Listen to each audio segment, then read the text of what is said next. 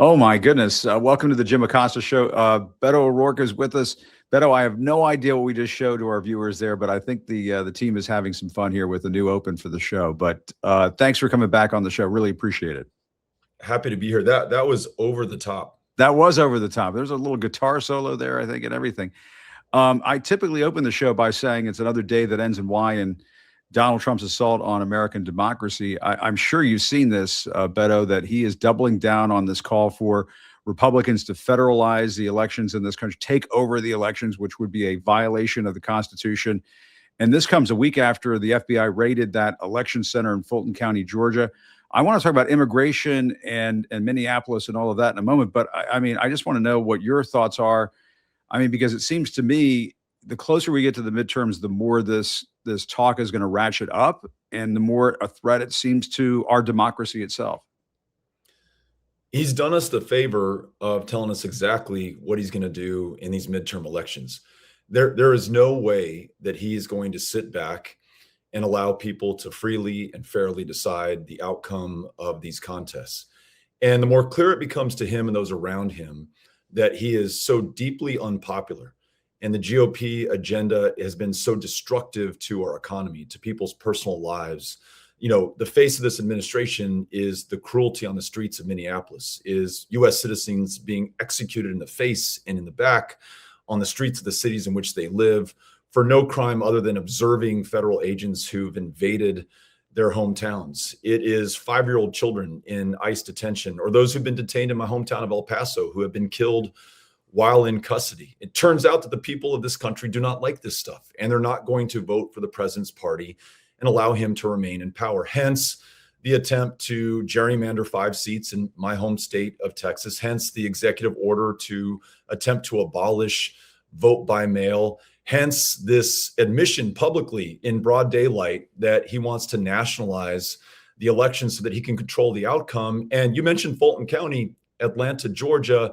You know, yeah. This was the state, the center of his demise in 2020. And I think what you just said, Jim, is the pretext for him and his federal agents and goons to take over elections in that strong Democratic community that might very well be the bellwether in 26 for the presidential election in 28. So shame on each and every single one of us if we sit back and think that this is just going to take care of itself.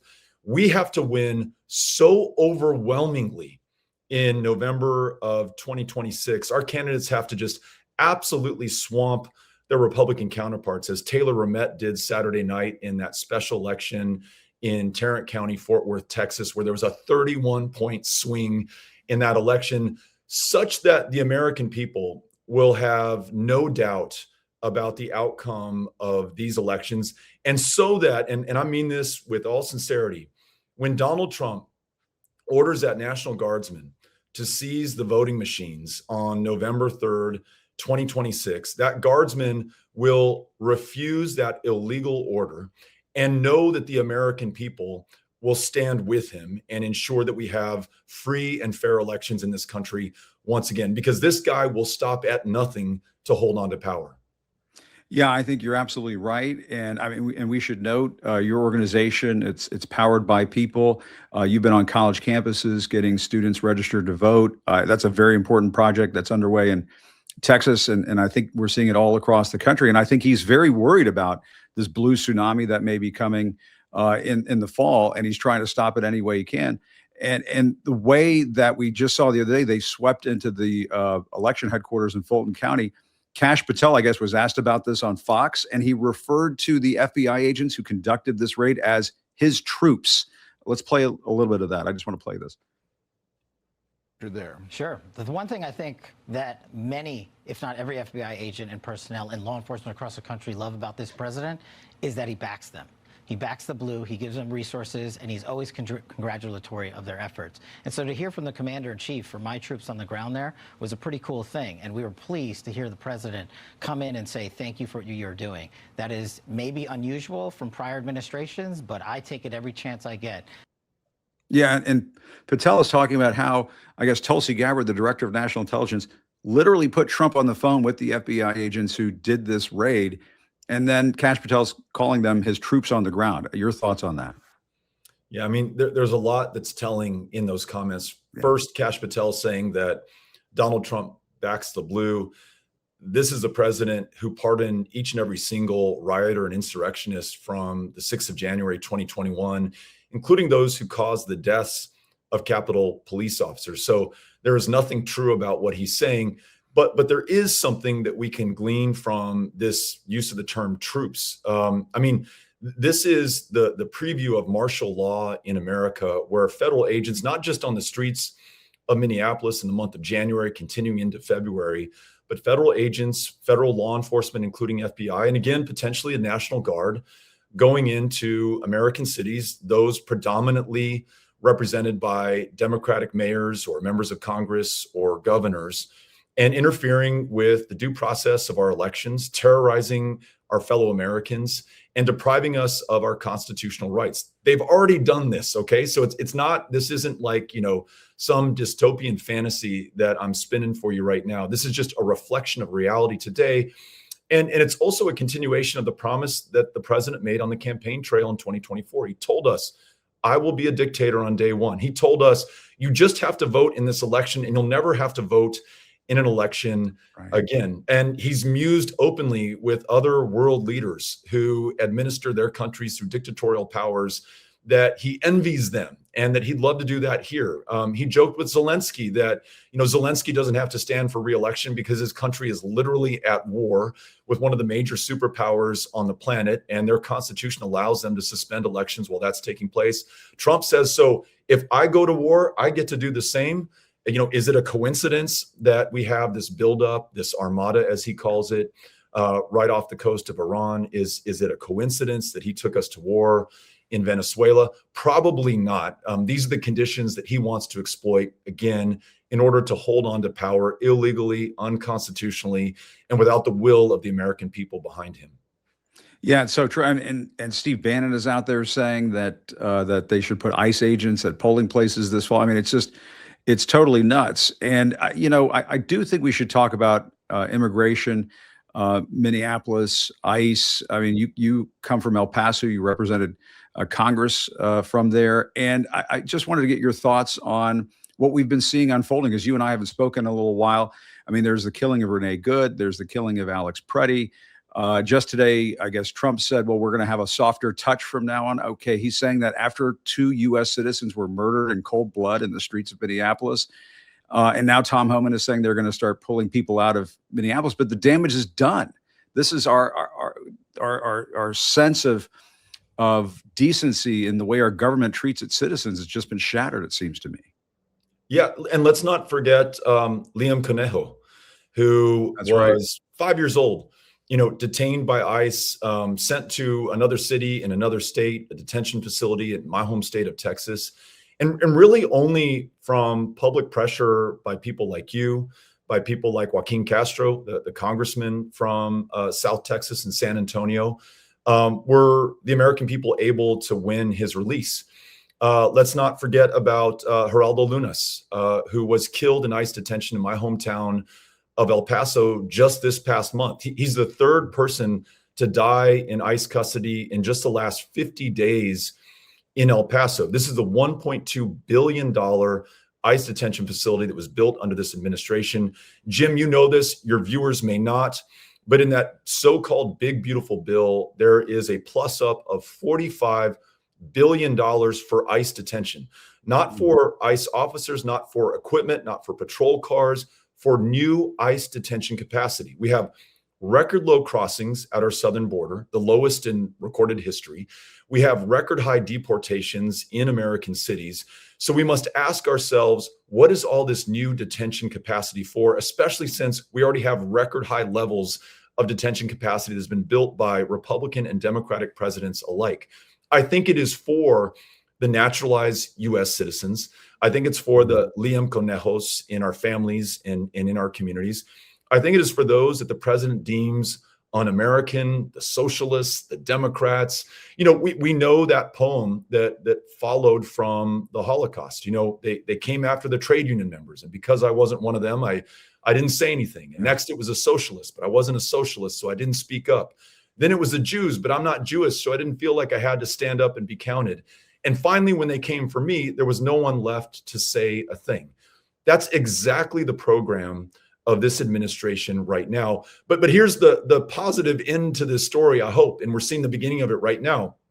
Look at the people of Minneapolis who stood by their immigrant brothers and sisters, who protested in the street, who shut down the economy of that city with the willing participation of the business owners so that they could make a point and break through to the consciousness of the American people. Look at what you and I are talking about right now, and everybody you are reaching on your show. Abraham Lincoln said that public sentiment is everything.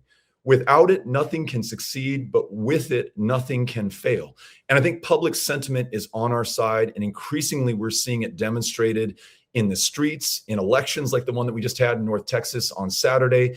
And in the fact here in Texas, we, for the first time in the history of our state, have a Democrat running for every state house seat. There's 150 of them. Every state Senate seat, there are 31 of them. And every congressional seat, there are 38 of them. We are literally fighting on every front, going on offense, and we're going to win this thing. It's not going to be easy. And you're laying out just how hard it is right now, especially on the most vulnerable among us. But we are standing strong and we are standing together, and that is the path to victory.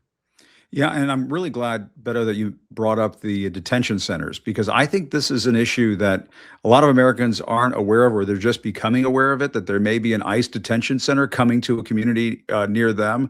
I mean, even, I'm in the Washington, D.C. area. There's talk in the news about one in Maryland.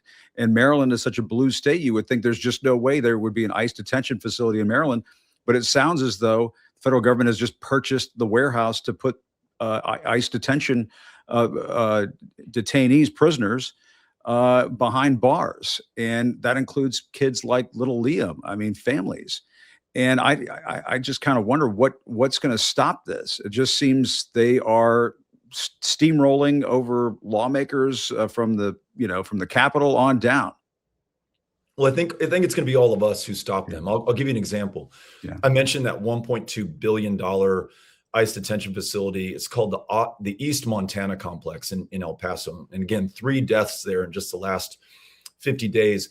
Well, ICE came back to El Paso County and wants to build a new 8,000 bed facility. Again, this is just fucking crazy. If you think about all of the people who are already in detention, all the people who are already being deported, the low levels of in-migration to this country, who are the 8,000 beds going to be for? But as the county commissioner's court in El Paso was considering the land use proposal, El Pasoan after El Pasoan showed up to testify and said, no way, not in my name, not with my tax dollars, not on my watch. And I think that public pressure, again, what Lincoln called that public sentiment, I think that force is really coming to bear right now against the administration.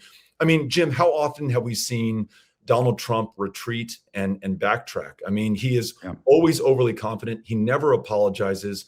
For him to essentially fire Bovino, to send in Homan, who probably is marginally better, if that, but essentially to signal retreat from Minnesota reminds me a lot of what we all did in 2018 during family separation and kids in cages.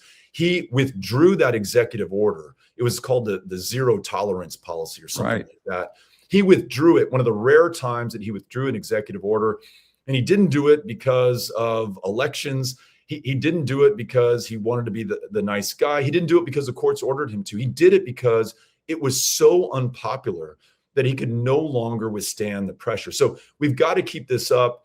And then we have to continue through by winning elections, because it's only when Democrats are in positions of power, when they're the committee chairs, when they have subpoena power, not only to stop this injustice that you and I are talking about, but to bring justice, for example, to the victims of Jeffrey Epstein. I was on the University of Texas San Antonio campus yesterday. Right. I talked to hundreds and hundreds of students. The number one question was Epstein. And kids were saying, young men and women were saying, look, Beto, I don't know that I'm going to participate in elections anymore. If the members of Congress that we already have can't get justice for girls who were raped and trafficked by the richest, most powerful people on the planet, then what faith do I have that voting in elections is going to do anything going forward? And I just said, look, we got to keep the pressure up. That's how we got, Thomas Massie and Ro Khanna and others on a bipartisan basis to get us this far. We are nowhere close to arriving at justice for those victims. But if we continue to apply the pressure, if we win some elections, if Democrats have subpoena power, I promise you we're going to have a better shot at getting there. But trying beats the alternative, which is giving up and giving in and allowing this to be the status quo for our country. I mean, yeah, you're absolutely right. I've seen Trump freaked out over some things in my time. I have not seen him as freaked out as he is over this Epstein stuff. I mean, this is, a full-blown panic on his part. And I think it's part of the reason why he's trying to do what he can to stop the midterms from taking place. So that's sort of like stopping time. It's just not going to happen. And the other thing is, though, Beto, is that he has the support of Republicans in Congress. The House Speaker, Mike Johnson, when he was asked about, Trump's ideas about federalizing the elections, basically was like, well, yeah, but Trump's got a point about these elections, which is complete bullshit. That this is the big lie coming back with a vengeance. But let's play a little bit of Mike Johnson if we have it. I'll get you to comment. On elections, the president says that he wants Republicans to nationalize elections. Do you agree with him? And do you have confidence in how elections are conducted right now, heading into the midterm? We have thoughtful debate about our election system every election cycle and sometimes in between. We know it's in our system. The states have been in charge of administering their elections. What you're hearing from the president is his frustration about the lack of some of the blue states, frankly, of enforcing these things and making sure that they are free and fair elections. We need constant improvement on that front. I don't know what the ultimate solution is going to be. I'm not going to get ahead of the negotiations here, but I think that is something that's going to be a continuing theme here. It's something that we'll continue to push, and we hope the governors will insist upon that same thing as well. In some of the states, like in California, for example, I mean, they hold the elections open for weeks after Election Day. That's just one thing that bothers so many people. We had 3 House Beto, your thoughts on this, they're just peddling the big lie. And there's been no evidence ever that there's widespread voter fraud in this country. There just isn't widespread voter fraud. And yet they're back at it. It's kind of funny, right? I mean, they're lying about the election before the election has even taken place. But again, in some ways, I think they're doing us a huge service, right? They're sharing the playbook ahead of time. When Democrats win, and you and I can count on 2 fingers the number of times that the president in power has kept a majority in Congress during his midterm, right? It just doesn't happen. It certainly isn't going to happen with a president who is this deeply unpopular in America right now, who has a margin that is this tight in the House of Representatives. He knows he's going to lose. Mike Johnson knows he's going to lose his speakership. That's why they're saying this stuff. That's why they are doing these things. So again, now the ball is on our court. I mean, it is not enough for us to register. It is not enough for us to vote. It is not enough for us to win fair and square. We have to win absolutely overwhelmingly. We have to continue to mobilize in the streets. The protests that we're seeing, not just in Minneapolis and in Minnesota. I was going to watch one of my daughter's matches at Franklin High School in El Paso. And all the kids at Franklin High School have walked out in the middle of the day to protest these abuses and this injustice, not just in Minnesota, but that we're seeing in El Paso as well. We've got to keep that up because that stuff is breaking through to their parents and grandparents, to people who may be completely brainwashed by Fox News and stuff that's to the worst and the right of Fox News. It's this kind of amazing grassroots response to what is happening in this country right now that gives me hope and optimism. You mentioned our group, Powered by People. I just left the McLennan Community College here in Waco, Texas. It's not this big, bright blue spot, from your days reporting on the Bush White House. This is, reliably a very red conservative county, but it's no more red and reliably Republican than Tarrant County, where Taylor Romette just, performed a 31-point swing from Donald Trump winning that district by 17 points, 14 months ago, to him winning it by 14 points here at the end of January. I mean, it is a shocker, and not just in Texas, but the country. We can do that in Waco.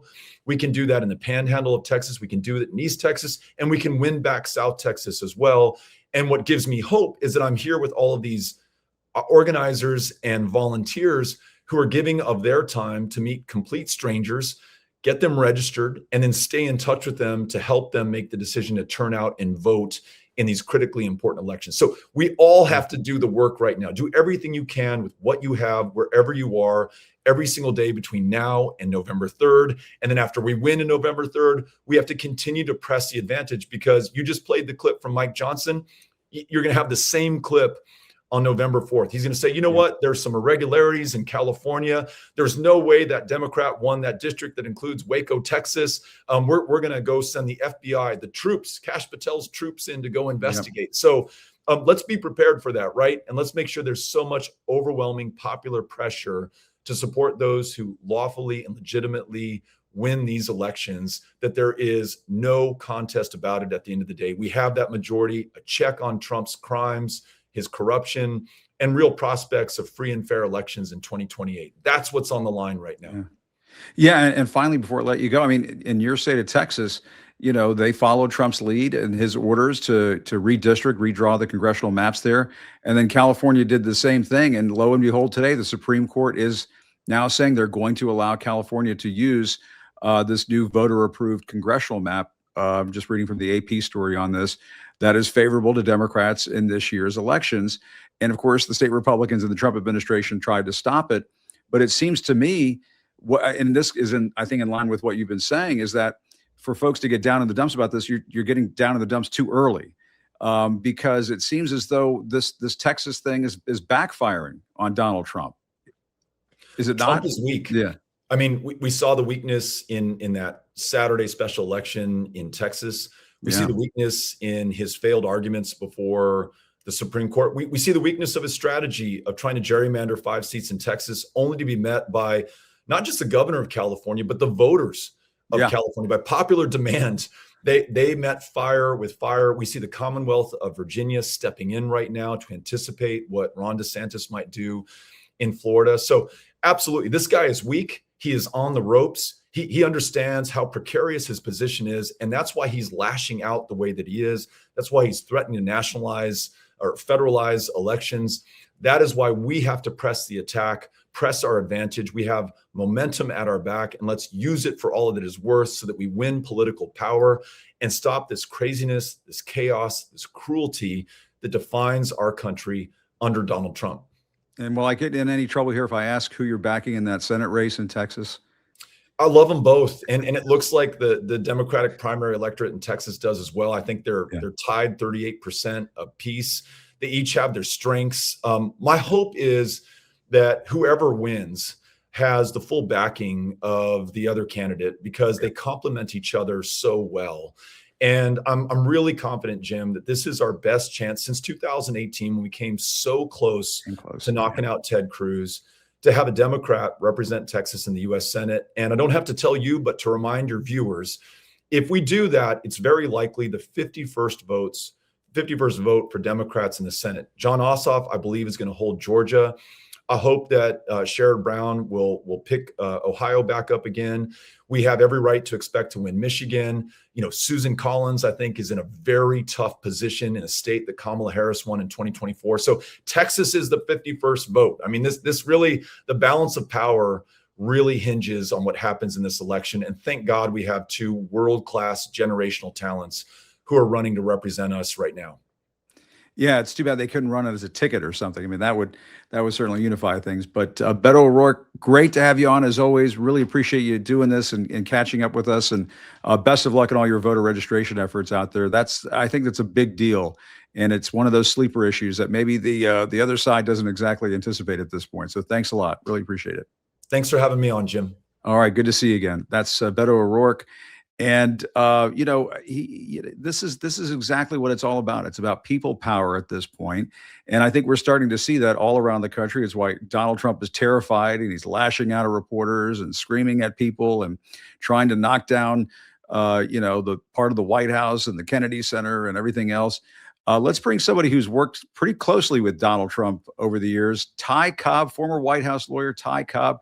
Ty and I used to talk to each other every now and then at the Big House back in the day. Ty, it's great to have you on the show. Jim, I think you're underselling our relationship. We used to share tequila on the sidewalk. That's what it was. There was some kind of drinking competition or at a nearby establishment. We can't go too deep into this, but I'm not sure. I think I won, and so I don't remember. I think that's what it was. And you made it home okay, as it turns out. I did. Good to see you, man. Really appreciate it. My pleasure.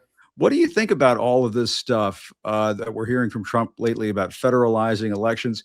You're a pretty high-powered attorney yourself. You understand the Constitution pretty well. This sounds like something you would have told Trump privately behind the scenes back in the day. No, Mr. President, you can't do this.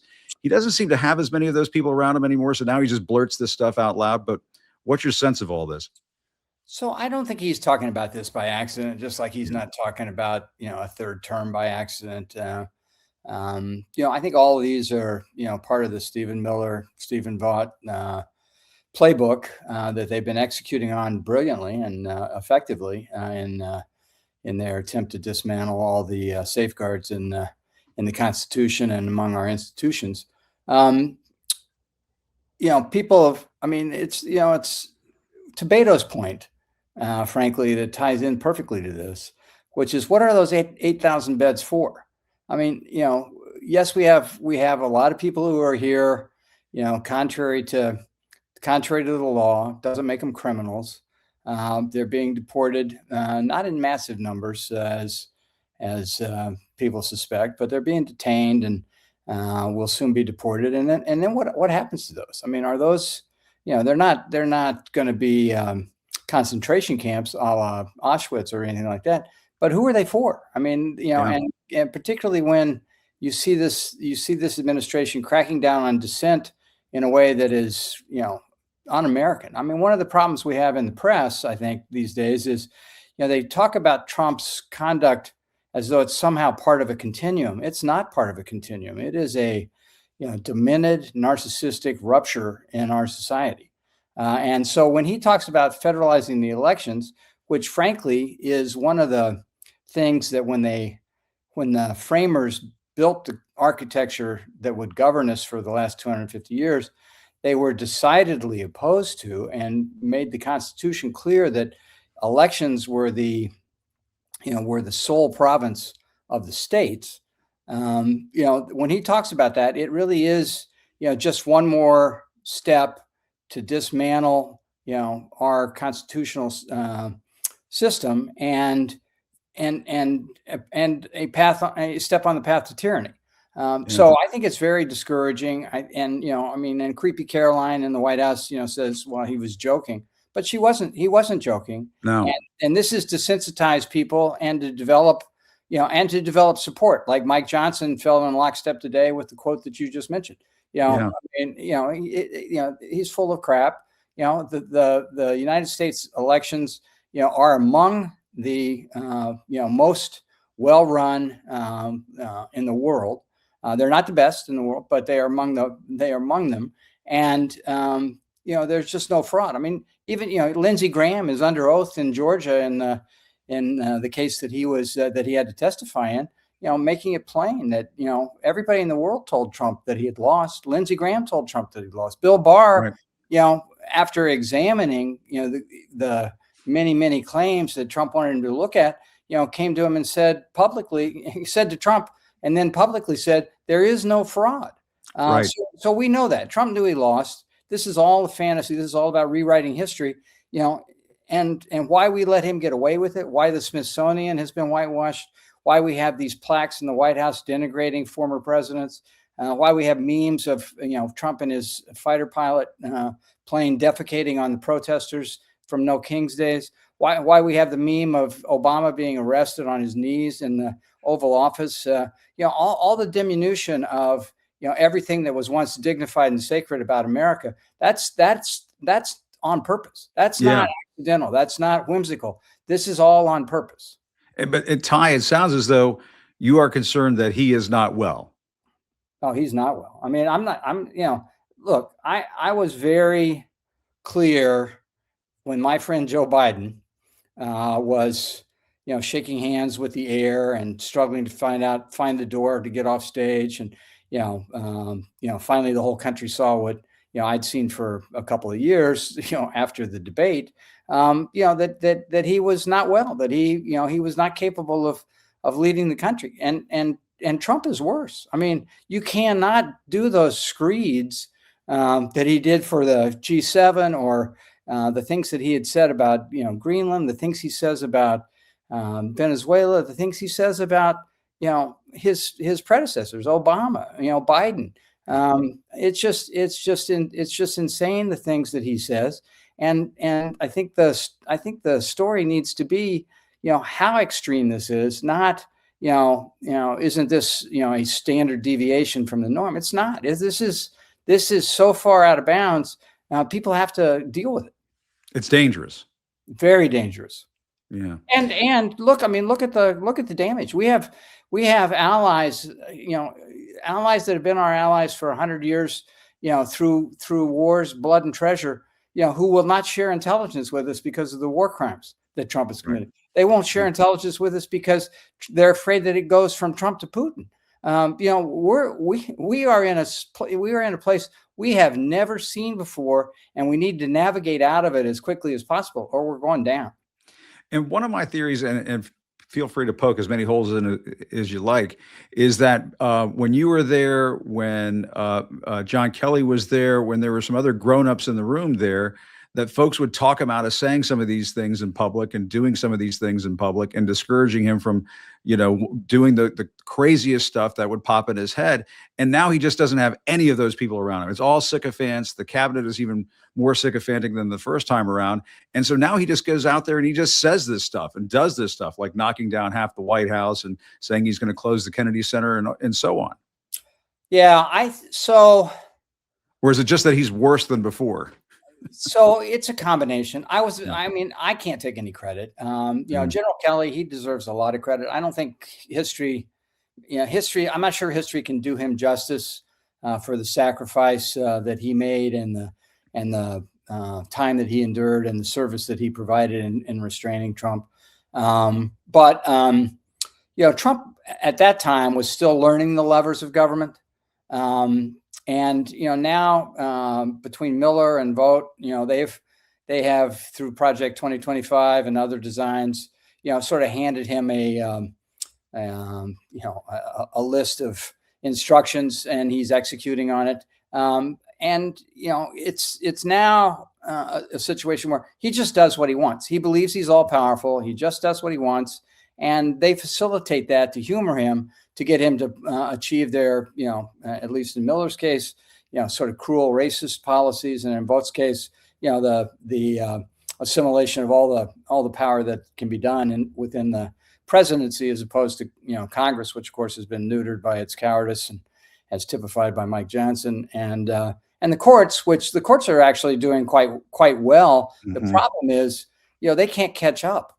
It takes. Even on a TRO to try to prevent some atrocity, still takes, 72 hours, at the fastest, a month typically, and sometimes a year, to correct some of the stuff that Trump's doing, which is why the election thing is so scary, because if he drops, his private army, his private ICE army, which is funded in a way that is just,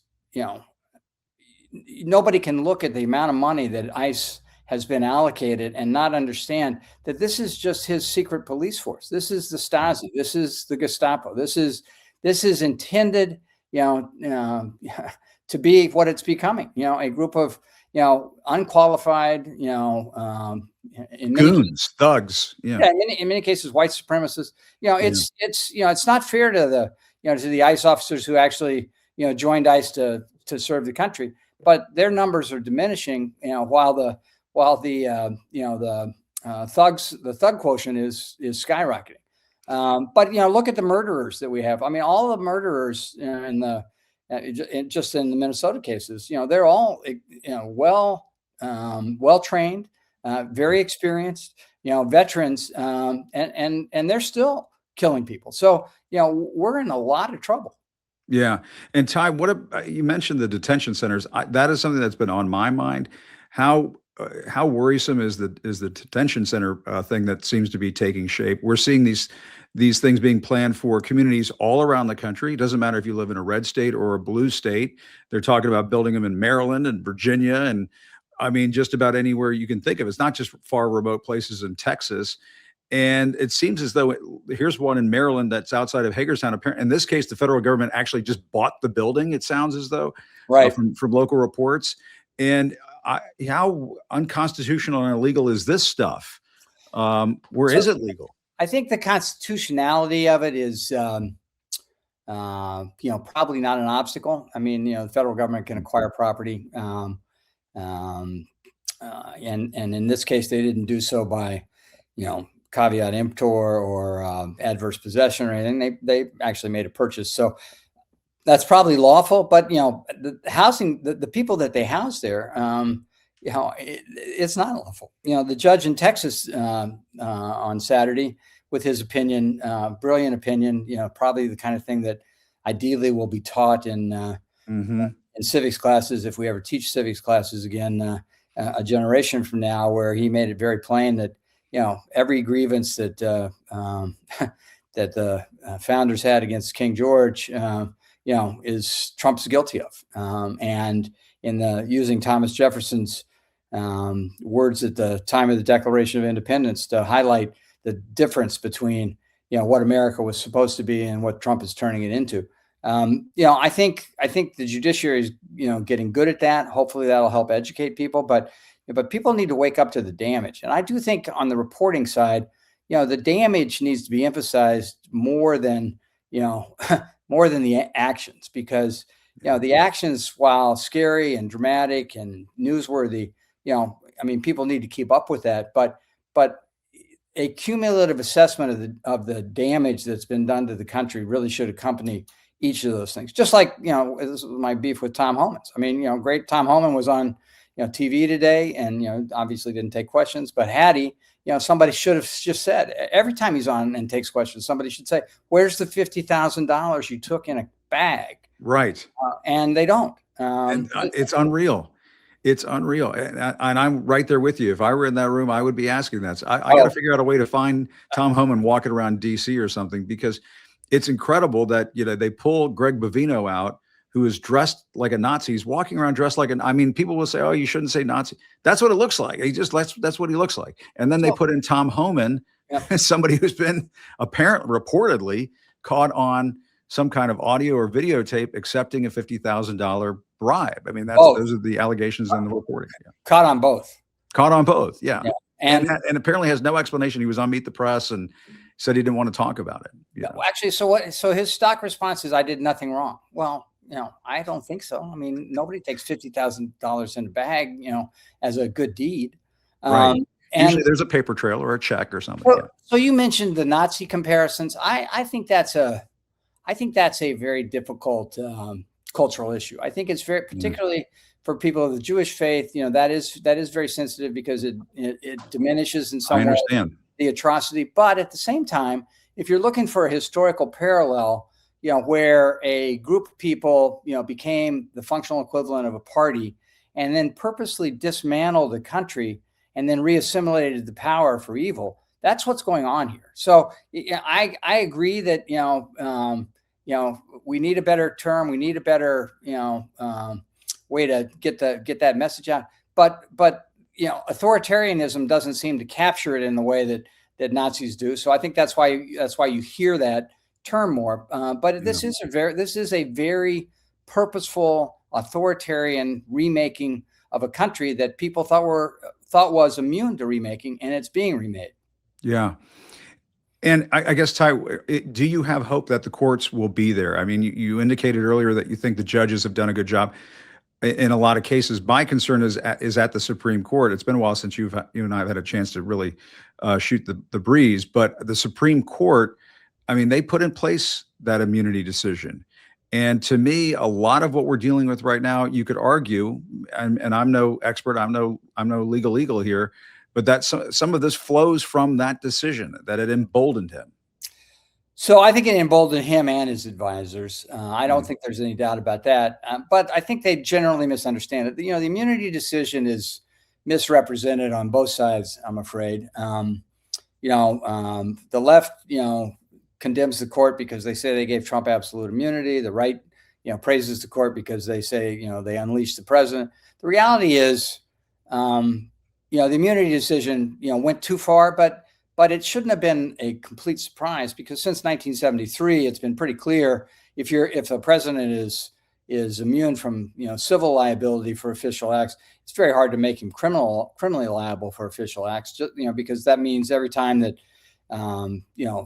he sends somebody out to defend the country, or takes a life overseas in a circumstance that arises that he has to act on, right or wrong, he could be subject to prosecution. That you can't cripple the presidency with that. And I think that was, I think that should have been foreseen. On the other hand, it shouldn't have been as expansive as it was, certainly on the evidentiary side, where Comey Barrett dissented and refused to join in the opinion. It went too far. But they didn't give him absolute immunity. If they'd have given him absolute immunity, they would have dismissed that case instead of remanding it to Judge Chutkan to make findings as to which conduct was covered and which was not.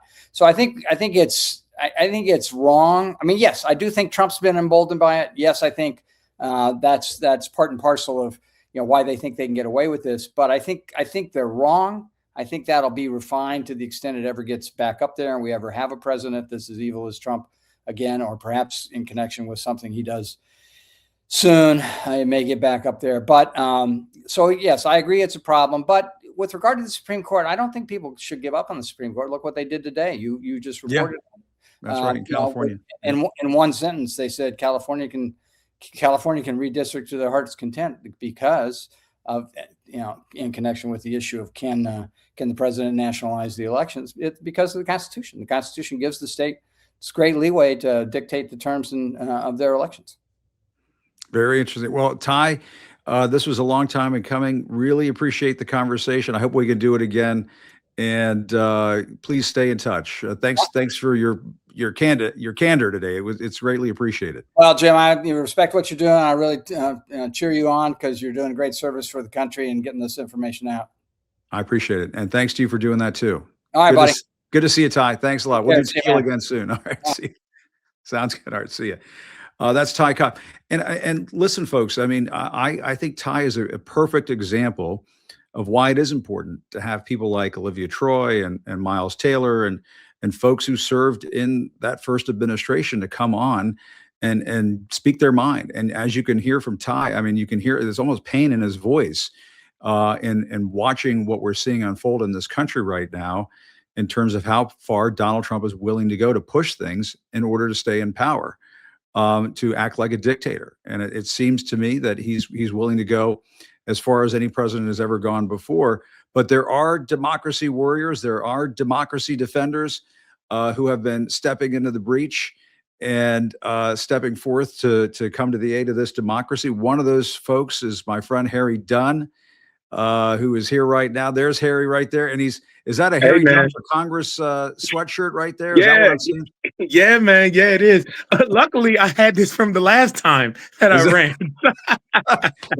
Good thing you didn't throw it out. I know, right? It's crazy. People would say, "Oh man, you lost already. Why you do?" I've seen a couple of things. Well, you already lost, and blah blah. Man, a loss didn't do anything but motivate me more to want to. Losing does not wipe away the desire to serve. If you're running for the right reason, a loss, what does that do? Like, you want to stay in the fight. It sounds crazy. You don't run to win. You run to make a difference. And I know, like, my campaign probably, no, we want to win. No, yeah, duh, we want to win. But you're actually running to actually do stuff and do the work. And that's what's important to me. And yes, a loss may deter somebody, but I'm motivated even more because a lot of stuff that I talked about in my first campaign and ever since January 7th, right? Everything that we talked about, they were thoughts of it could happen, or, hey, it was a threat that this could happen. We are living it right now, Jim. It's right. No longer a threat. We're under attack, and it's happening from this administration. So we have to continue to show up. That's why I'm running again. Well, and for anybody who's been under a rock all day, Harry Dunn is running for Congress again. You're running for Steny Hoyer's old seat, if I have that correct. And that's correct. The state of Maryland. And you got a great campaign launch video. I want to play a little bit of it because I think it's so great. Let's play a little bit of it. Thank you. Thanks. You got it. Let's show it. I will never forget that day. The shouting, the pounding, the sound of glass breaking, the shattering of American democracy. January 6th was violent, lawless. A lie turned into an attack. And Donald Trump lit the fuse, and he never put the match down. I wore the badge with pride. I trained hard to earn it. As a Capitol Police officer, service came before self. And on January 6th, we held the line. Here's the thing. Lawlessness isn't always a mob. Now it comes with a title, a budget, a badge, a weapon, and lies from behind the podium. We've all seen it. I see the same aggression in ICE agents that I saw from January 6th insurrectionists. Unchecked force, American citizens murdered, and lies to cover it up. That's not safety. It's power without accountability. I once told Congress, I did my job. Now you do yours. Well, I'm done waiting. I'm Harry Dunn, and I'm running for Congress in Maryland's 5th District. I was born on Andrews Air Force Base, where my father proudly served. I'm a product of Surrattsville High School. Go Hornets. I trained at Cheltenham. This community raised me. I know the people here, and I know what working families are up against. I served my country. Now, I want to serve the community who made me who I am. So tell Donald Trump I'm coming back to the Capitol, this time with a vote, with oversight authority, with subpoena power, with the full constitutional authority granted to a member of the United States Congress. I'm ready to finish the job that I started. I will defend this country again. That's great stuff here. And we can see those big piles of snow and ice behind you. So we know you just shot this. And it's hot off the presses. When Steny Hoyer announced that he wasn't running, like I've always talked to people like, hey, Harry, would you run again? Yeah, I'll consider it. It was hypothetical, right? But when he announced, he was like, oh, crap, I got to make a decision here. It's no longer a hypothetical. And I was so undecided. And, I like I told you when I talked, Jim, when I watched that murder of Alex Preddy, that kind of just said, I'm absolutely doing this. I was leaning towards it, but that was just like, why not, Harry? What are you doing? That's right. Like we have work to do. I don't have the luxury just to sit on the sideline and hope somebody else does it, because we've seen what's been happening now in Congress right now. The Congress now has forfeited their checks and balances against Donald Trump and just basically given it, and that includes some Democrats. Unfortunately, we a lot of people on the Democratic side have not done as much as they can to stand up to this administration. I absolutely not. And it's not just about January 6th. Everything leads back to Donald Trump, whether it would be ICE, whether it be affordability, whether it be healthcare. All roads lead back to Donald Trump and his cruelty. All he wants to do is give these handouts to his billionaire buddies, and that's crushing the middle class. So all roads lead back to Donald Trump. And people know me from January 6th, sure, but it's so much that I'm affected by that. Doge. Maryland's 5th District is one of the biggest populations of people that suffered from the layoffs, the illegal firings that Doge did. So I have friends, I have family that are suffering because of Doge, which it's far from government efficiency. Yeah. No, and remember those federal workers who were standing in line for food and everything during the government layoffs and all that? You covered it. You were there. I know. We covered it. But, Harry, you mentioned Alex Preddy. And I'm so glad you mentioned that, because I think you're absolutely right. And this is a reason why you should be running, because you represent what law enforcement, public safety, good police work is all about. What ICE is doing is the opposite of law enforcement. It's the opposite of public safety. But I have to show you this to get your reaction. J.D. Vance apparently was asked, do you apologize for what happened to Alex Preddy and how his name was dragged through the mud? And this is how J.D. Vance responded. To the family of Alex Preddy. For what? For, labeling him an assassin with ill intent. Well, again, I just described to you what I said about Alex Preddy, which is that he's a guy who showed up with ill intent to an ICE protest. No, but if it's determined that his civil rights were violated by this FBI investigation, will you apologize to that? So if this hypothetical leads to that hypothetical leads to another hypothetical. He's not going to apologize, Harry. That's the thing. They trashed him. They killed him, and then they trashed him, and he won't apologize. Yeah. So above all, outside of just being illegal and unlawful, what these agents did, it was murder. Outside of that, there's no decency or respect for human life. And as a former law enforcement officer, I'm disgusted. This all along. Where is the FOP? Where's the fraternal Yeah. order of police when it comes to this? Public trust has already had been eroded, with Black Lives Matter protests and everything like that, with the killing of George Floyd. Public trust in law enforcement has already been eroding, and it's completely eroded now, rightfully so. There's no trust in law enforcement. And you know what? You know how you start to rehab that relationship is with accountability, with acknowledging, hey, we got a problem here and we got to get it right. The way ICE exists now in the state that it does, you can't train your way into a better organization. The individuals who murdered Renee Good and Alex Preddy were 10-year veterans and 8-year veterans, I believe, respectively. So this wasn't just a new guy that was trigger happy. These are people that have a mentality that was already embedded in them that say, hey, we're going to get out and we're okay by doing this. Because Donald Trump said when he allowed the National Guard to come to DC, Donald Trump said in the Oval Office, I think on August the 11th, law enforcement, do whatever the hell you want to do. And when you have that statement, it ain't about the civilians anymore. It's not about law and order. It's about enforce my agenda. That's literally what this agency ICE is doing right now. That's right. No, you're absolutely right.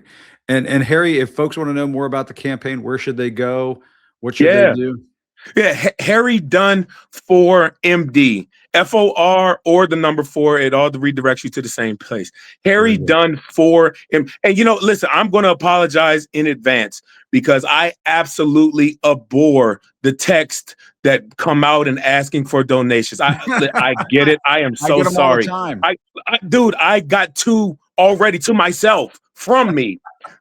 I get it. I hate the machine, guys. I do hate it. I'm sorry. I won't delete yours. I won't hit stop. They aren't messages coming from me. I am not sending it. I get it. I've replied stop and I am sorry. I hate this part about it, but it does cost money, unfortunately, to get out there and spread the message. So, Jim, thank you for having me and not charging me to come on. Thank you, brother. No, man. Anytime. Really appreciate it.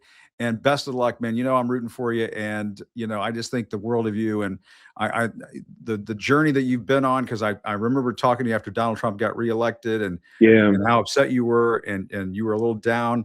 And the way you've turned that into this mission, it's very inspiring, Harry. So I think it's a great brother. lesson for everybody. Thanks, man. We'll talk soon, brother. All right. Sounds good. Good to see you, Harry. All right, later, man. All right, take care. All right. Thanks so much. Harry Dunn running for Congress again. He got pretty darn close the last time around. I think this time around he's going to do it, but he's got a lot of work ahead of him. Folks, I got to get to some other stuff here before we go. First of all, my team's been yelling at me nonstop to make sure I tell you to please subscribe to this show and show your support for independent media. It does make a difference. It does matter. It's something I don't do enough. I don't mention it enough. I was supposed to do it at the beginning of the show, and then I didn't do it at the beginning of the show. So I'm doing it now. So if you do have a chance to subscribe, to like, to share, however you're watching this, to our Substack folks out there, always appreciate your support. If you're watching it on YouTube, that helps as well. And remember, Substackers, you guys get this first. So always appreciate anybody who subscribes and supports this program on Substack. It always makes a huge difference. The other thing I got to get to, and forgive me for being a little too navel gazing here in the Beltway, but my friends at the Washington Post, here's a story from when I was a little kid, and I'm dating myself here, which I should not do. But when I was a little kid, I went to go see the hostages come home from Iran. And for whatever reason, I have no idea why, the Washington Post, because I grew up in the DC area, I was in Northern Virginia, the Washington Post sent a reporter with my class to come with us to see the hostages come home from Iran. Maybe ever since then, it was probably, injected into my bloodstream sooner than that. But I've always been a massive fan of the Washington Post. I've always been a lover of that newspaper. I grew up with that newspaper. My mom was a longtime subscriber to the Washington Post. We would have it on the doorstep every morning. She would read it cover to cover every morning. I remember that growing up. And folks, you guys know at home that I've had my differences with the Washington Post ever since Jeff Bezos has taken over. Last year, of course, they put out that god-awful editorial endorsing the demolition of the East Wing of the White House. At that point, I canceled my subscription. But I have a lot of respect for the people over at the Washington Post, the journalists over at the Washington Post, the reporters who have been there for years and years. And just to give you a sense as to how much the Washington Post means to me, this is the sports page from, my dad keeps a lot of these headlines, but this is from December 2012, mission accomplished. This is when the Washington Redskins at that time made the playoffs. And, you know, I've got a bunch of these headlines here. Here's another one, Trump impeached. This is in the Washington Post from December 19th, 2019, Trump impeached. You know, maybe we'll see this headline again. Maybe not in the Washington Post, but we'll see it again. And then, of course, there was when yours truly was in the newspaper during the first administration because, oh, by the way, I used to get under his skin. The reason why I'm bringing this up, as I'm sure you've seen the news, the Washington Post has announced some devastating layoffs at the newspaper, including taking out basically the entire sports department. And about 300 journalists have been laid off. Many of them are receiving their layoff notices today. And I just want to say for a few moments something about the phrase that you see at the top of the Washington Post. Let me see if I can find it. If I can find it again here. This is it right here. Democracy dies in darkness. Democracy dies in darkness. That little catchphrase for the Washington Post caused a lot of people inside the Trump administration to get upset. They were pissed. They thought that, I think Kellyanne Conway once complained, oh, what are you trying to say, that Trump is the darkness? Yes, that's what we're saying. Trump is the darkness. But the Washington Post, during that era under Marty Barron, the editor at that time, was basically saying, listen, if democracy goes away, it's going to go away because you do not have journalists shining a light on what is taking place inside our government. If you don't have a press shining a light on what is happening in this country, then yes, democracy can die. Democracy, it can be snuffed out. There's no question about it. And an authoritarian dictator is quite capable of doing that in this country. And if you don't have a free press, if you don't have a strong free press, then how does democracy survive? I think that's a very logical feeling to have. But I don't think what was anticipated when the Washington Post started to put democracy dies in darkness on the front page was that the owner of the Washington Post would have a hand in democracy dying in darkness. But that's exactly what has taken place ever since Jeff Bezos has taken over this newspaper, this wonderful, beloved newspaper of this country, of this great country. Ever since Jeff Bezos has taken over the Washington Post, he has been running it into the ground.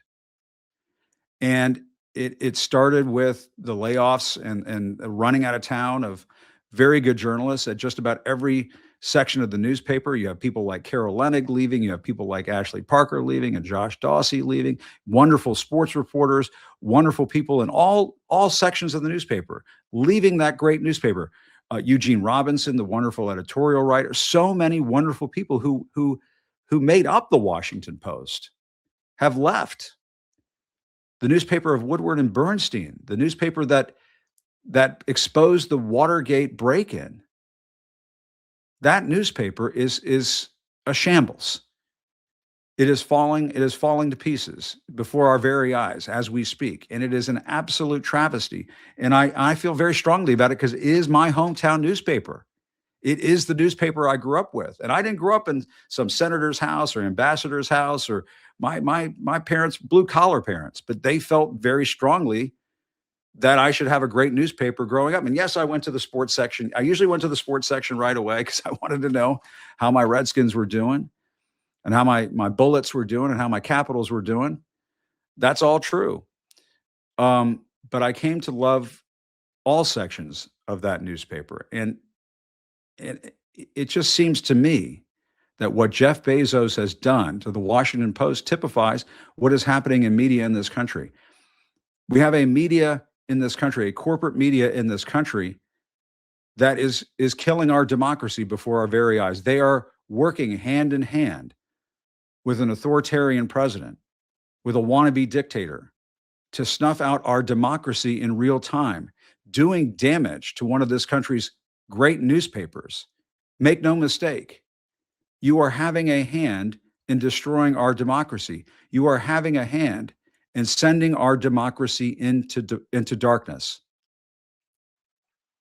And so, Jeff Bezos, if our democracy dies in darkness, make no mistake, you have had a hand in that by destroying the Washington Post. By destroying the Washington Post, you have had a hand in sending our democracy into darkness. You have enough money that you could fund the Washington Post from here to eternity. All sections, all facets. This is what the hope was of having somebody like Jeff Bezos taking over the Washington Post, that it would be funded well enough where it could do the important work of holding our elected leaders accountable, to make sure that we're holding their feet to the fire. I can't tell you how many times I was working at my old place doing live shots in front of the White House, and I would get a note in my ear at 5 minutes before 6 o'clock that, oh my goodness, there's a big story in the Washington Post. There's a big scoop in the Washington Post. Carol Leonnig has just broken a big story in the Washington Post. Jim, you need to know about this. You might need to include this in your live shot. That's how important the Washington Post is, ladies and gentlemen. It's a scoop machine. They're story breakers going back to the days of Watergate. And that is being killed slowly but surely. That is being snuffed out. And it is on you, Jeff Bezos. You have done this. And so I'll say it again. If our democracy dies in darkness, Jeff Bezos, you have had a hand in that. You've been a part of that. And so have too many of these other corporate titans who are part of legacy media, who own the media in this country. And as a wise man once said, when they own the news, they can bend it however they want. And that's what's happening right now at the Washington Post.